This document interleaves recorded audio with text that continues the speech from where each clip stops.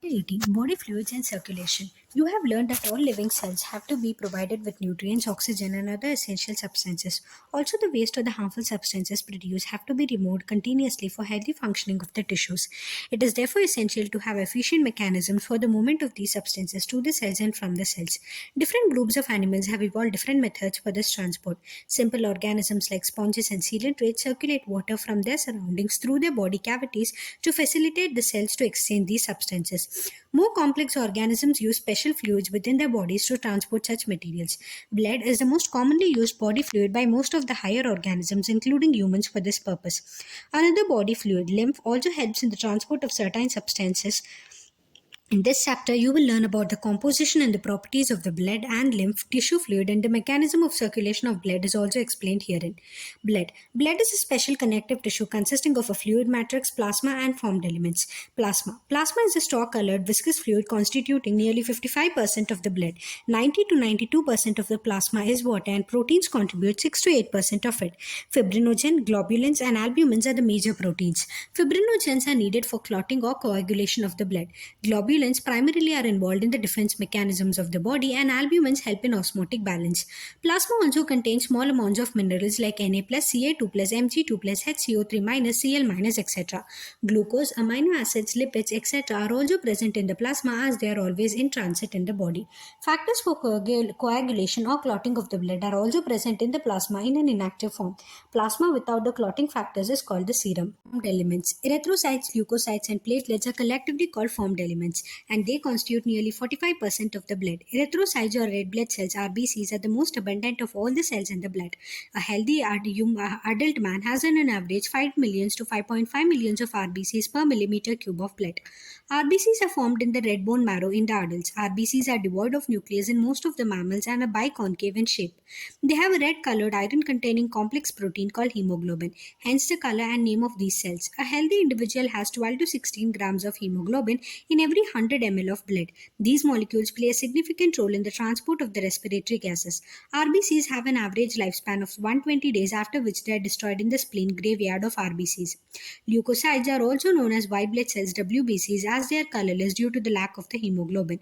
They are nucleated and are relatively lesser in number, which averages 6,000 to 8,000 per millimeter cube of blood. Leukocytes are generally short-lived. We have two main categories of the WBCs: granulocytes and the agranulocytes. Neutrophils, eosinophils, and basophils are the different types of granulocytes, where the lymphocytes and the monocytes are the agranulocytes.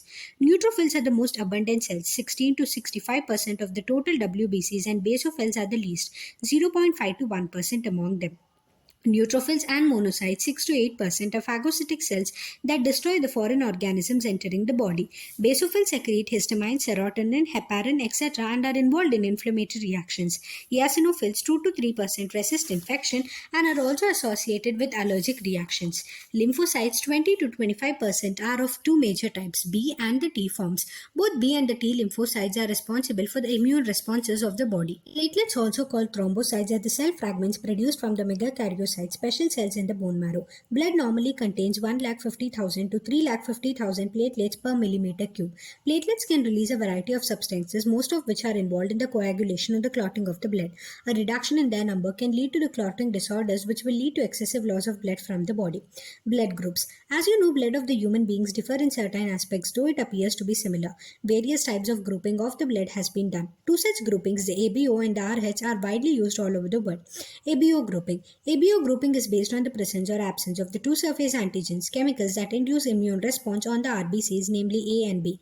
Similarly, the plasma of different individuals contain two natural antibodies, proteins produced in response to antigens. The distribution of the antigens and the antibodies in the four groups of the blood A, B, ABO, AB, and O are given in table 18.1. You probably know that during blood transfusion, any blood cannot be used. The blood of the donor has to be carefully matched with the blood of the recipient before any blood transfusion to avoid severe problems of clumping, destruction of the RBC. The donor's compatibility also shown in table 18.1. From the above mentioned table, it is evident that group O blood can be donated to persons with any other blood group, and hence O group individuals are called universal donors. Person with AB group can accept blood from persons with AB as well as other groups of blood. Therefore, such persons are called universal recipients. RH grouping. Another antigen, the RH antigen, similar to the one present in the rhesus monkey, hence RH, is also observed on the surface of the RBC of majority, nearly 80% of the humans. Such individuals are called RH positive, and those in whom these antigens are absent are called RH negative. An RH negative person, if exposed to a RH positive blood, will form the specific antibodies against the RH antigens. Therefore, RH group should be matched before transfusions. A special case of the RH incompatibility mismatching has been observed between the RH negative blood of the pregnant mother with the RH positive blood of the fetus. RH antigens of the fetus do not get exposed to the RH negative blood of the mother in the first pregnancy, as the two bloods are well separated by the placenta. However, during the delivery of the first child, there is a possibility of exposure to the maternal blood to small amounts of the RH positive blood of the fetus. In such cases, the mother starts preparing antibodies against the RH antigen in her blood. In case of a subsequent pregnancies, the RH antibodies from the mother, RH negative, can leak into the blood of the fetus, RH positive, and destroy the fetal RBCs. This could be fatal to the fetus or could cause severe anemia and jaundice to the baby. This condition is called erythroblastosis fetalis. This can be avoided by administering the anti-RH antibodies to the mother immediately after the delivery of the first child. Coagulation of blood. You know that when you cut your finger or hurt yourself, your wound does not continue to bleed for a long time. Usually, the blood stops flowing after some time. Do you know why? Blood exhibits coagulation or clotting in response to an injury or trauma.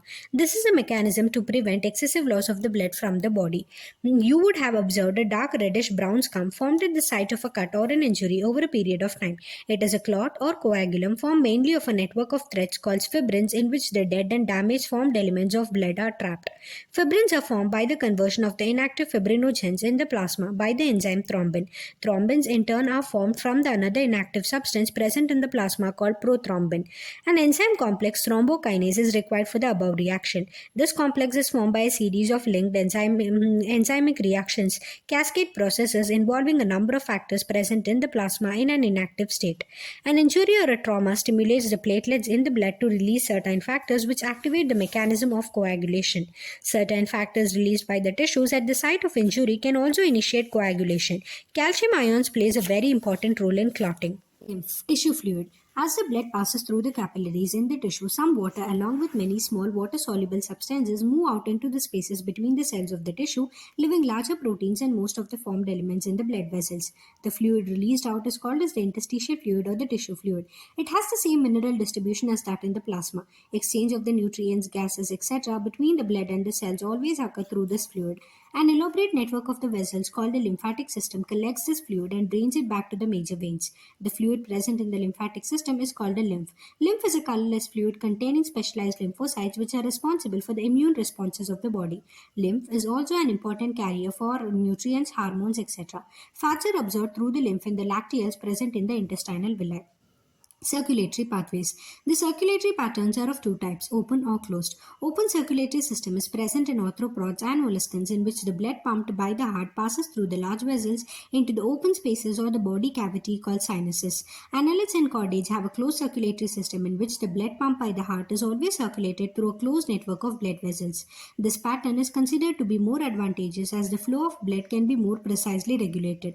All vertebrates possess a muscular chambered heart. Fishes have a two-chambered heart with an atrium and a ventricle. Amphibians and the reptiles, except crocodiles, have a three-chambered heart with two atria and a single ventricle, whereas crocodiles, birds, and mammals possess a four-chambered heart with two atria and two ventricles. In fishes, the heart pumps out the deoxygenated blood, which is oxygenated by the gills and supplied to the body parts, from where deoxygenated blood is returned to the heart, single circulation. In amphibians and reptiles, the left atrium receives oxygenated blood from the gills, lungs, skin, and the right atrium gets the deoxygenated blood from the other body parts. However, they get mixed up in a single ventricle which pumps out the mixed blood in complete double circulation. In birds and mammals, oxygenated and deoxygenated blood received by the left and the right atria respectively passes on to the ventricles of the same side. The ventricles pump it out without any mixing up, that is, the two separate circulatory pathways are present in these organisms. Hence, these animals have double circulation. Let us study the human circulatory system. Human circulatory system. Human circulatory system, also called a blood vascular system, consists of a muscular chambered heart, a network of the closed branching blood vessels, and blood, the fluid which is circulated. Heart. The mesodermally derived organ is situated in the thoracic cavity in between the two lungs, slightly tilted to the left.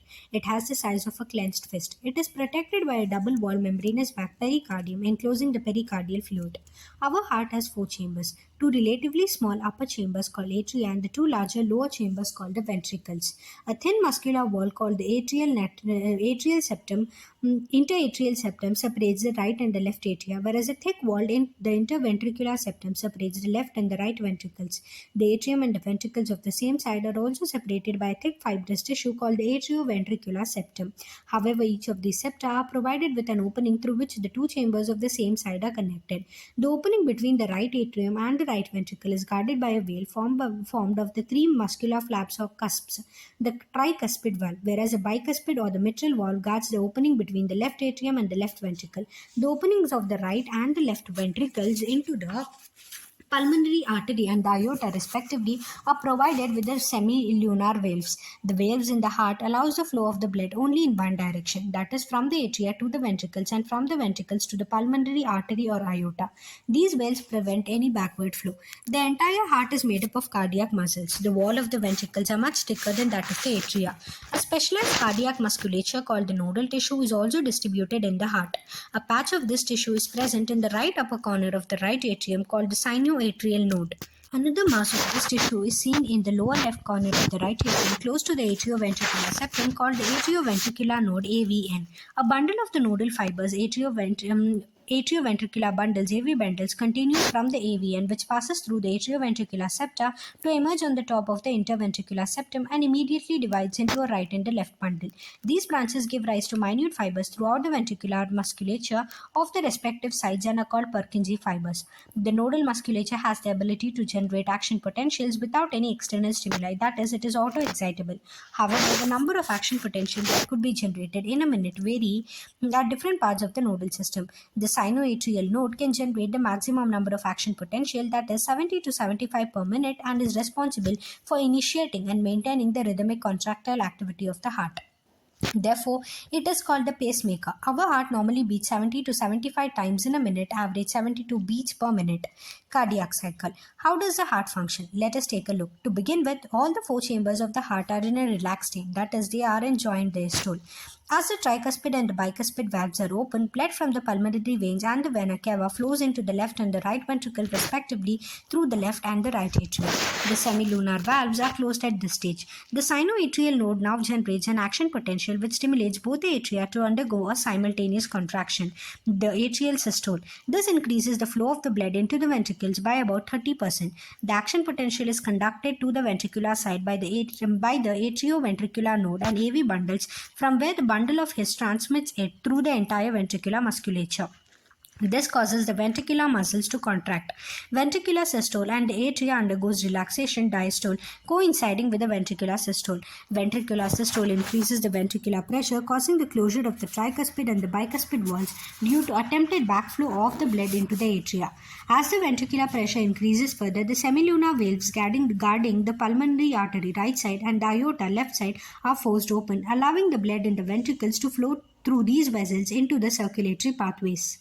Ventricles now relax. Ventricular diastole and the ventricular pressure falls, causing the closure of the semilunar valves which prevent the backflow of the blood into the ventricles. As the ventricular pressure declines further, the tricuspid and the bicuspid walls are pushed open by the pressure in the atria exerted by the blood which was being emptied into them by the veins. The blood now once again moves freely to the ventricles. The ventricles and the atria are now again in a relaxed joint diastole state as earlier. Soon, the sinoatrial node generates a new action potential and the events described above are repeated in that sequence and the process continues. This sequential event in the heart, which is cyclically repeated, is called the cardiac cycle and it consists of a systole and diastole of both the atria and the ventricles. As mentioned earlier, the heart beats 72 times per minute, that is, that many cardiac cycles are performed per minute. From this, it could be deduced that the duration of the cardiac cycle is 0.8 seconds. During the cardiac cycle, each ventricle pumps out approximately 70 ml of blood, which is called the stroke volume. The stroke volume multiplied by the heart rate, number of beats per minute, gives the cardiac output. Therefore, the cardiac output can be defined as the volume of the blood pumped out by each ventricle per minute and averages 5000 ml or 5 liters in a healthy individual. The blood has the ability to alter the stroke volume as well as the heart rate and thereby the cardiac output. For example, the cardiac output of an athlete will be much higher than that of an ordinary man. During each cardiac cycle, two prominent sounds are produced which can be easily heard through a stethoscope. The first sound, lub, is associated with the closure of the tricuspid valve and the bicuspid valves, whereas the second heart sound, dub, is associated with the closure of the semilunar valves. These sounds are of clinical diagnostic significance. Electrocardiograph ECG. You are probably familiar with this scene from a typical hospital television show. A patient is hooked up to a monitoring machine that shows voltage traces on the screen and makes a sound pip pip pee as the patient goes into cardiac arrest. This type of machine, electrocardiograph, is used to obtain electrocardiogram ECG. ECG is the graphical representation of the electrical activity of the heart during the cardiac cycle. To obtain a standard ECG, as shown in the figure 18.3, a patient is connected to the machine with three electrical leads, one to each wrist and to the left ankle, that continuously monitor the heart activity. For a detailed evaluation of the heart's function, multiple leads are attached to the head chest region. Here, we will talk only about a standard ECG. Each peak in the ECG is identified with a letter from P to T that corresponds to a specific electrical activity of the heart. The P wave represents the electrical excitation or depolarization of the atria, which leads to the contraction of both the atria. The QRS complex represents the depolarization of the ventricles, which initiates the ventricular contraction. The contraction starts shortly after the Q and marks the beginning of the systole. The T wave represents the return of the ventricles from the excited to the normal state repolarization. The end of the T wave marks the end of the systole. Obviously, by counting the number of QRS complexes that occur in a given time period, one can determine the heartbeat rate of an individual. Since the ECGs obtained from different individuals have roughly the same shape for a given lead configuration, any deviation from this shape indicates a possible abnormality or disease. Hence, it is of great clinical significance. Double circulation. The blood flows strictly in a fixed route through the blood vessels, the atria and the veins. Basically, each artery and the vein consist of three layers. The inner layer of squamous endothelium, the tunica intima, a middle layer of smooth muscle and elastic fibers, the tunica media, and an external layer of fibrous connective tissue with collagen fibers, the tunica externa. The tunica media is comparatively thin in the veins. As mentioned earlier, the blood pump by the right ventricles enters the pulmonary artery, whereas the left ventricle pumps blood into the aorta. The deoxygenated blood pumped into the pulmonary artery is passed on to the lungs, from where the oxygenated blood is carried by the pulmonary veins into the left atrium. This pathway constitutes the pulmonary circulation. The oxygenated blood entering the aorta is carried by a network of arteries, arterioles, and capillaries to the tissues, from where the deoxygenated blood is collected by a system of venules, veins, and vena cava and emptied into the right atrium. This is the systemic circulation. The systemic circulation provides nutrients, oxygen, and other essential substances to the tissues and takes carbon dioxide and other harmful substances away for elimination. A unique vascular connection exists between the digestive tract and the liver, called the hepatic portal system. The hepatic portal vein carries blood from the intestine to the liver before it is delivered to the systemic circulation. A special coronary system of blood vessels is present in our body exclusively for the circulation of the blood to and from the cardiac musculature. Regulation of cardiac activity. Normal activities of the heart are regulated intrinsically, that is, auto-regulated by specialized muscles, nodal tissue. Hence, the heart is called myogenic. A special neural center in the medulla oblongata can moderate the cardiac function through the autonomic nervous system ANS. Neural signals through the sympathetic nerves, part of the ANS, can increase the rate of heartbeat, the strength of the ventricular contraction, and thereby the cardiac output. On the other hand, parasympathetic neural signals, another component of the ANS, decreases the rate of heartbeat, speed of conduction of the action potential, and thereby the cardiac output. Adrenal medullary hormones can also increase the cardiac output. Disorders of circulatory system. High blood pressure, hypertension. Hypertension is the term for the blood pressure that is higher than normal, 120/80. In this measurement, 120 mg Hg, milliliters of mercury pressure, is the systolic or the pumping pressure, and 80 mmHg is the diastolic or the resting pressure. If repeated checks of the blood pressure of an individual is 140/90 or higher, it shows hypertension. High blood pressure leads to heart diseases and also affects the vital organs like brain and kidney. Coronary artery disease (CAD). Coronary artery disease, often referred to as atherosclerosis, affects the vessels that supply blood to the heart muscle. It is caused by the deposits of calcium, fat, cholesterol, and fibrous tissue, which makes the lumens of the arteries narrower. Angina. It is also called angina pectoris. A symptom of the acute chest pain appears when no enough oxygen is reaching the heart muscle. Angina can also occur in men and women of any age, but it is more common among the middle-aged and the elderly. It occurs due to conditions that affect the blood flow. Heart failure. Heart failure means the state of the heart when it is not pumping blood effectively enough to meet the needs of the body. It is sometimes called congestive heart failure because congestion of the lungs is one of the main symptoms of this disease. Heart failure is not the same as cardiac arrest when the heart stops beating, or a heart attack when the heart muscle is suddenly damaged by inadequate blood supply. Summary.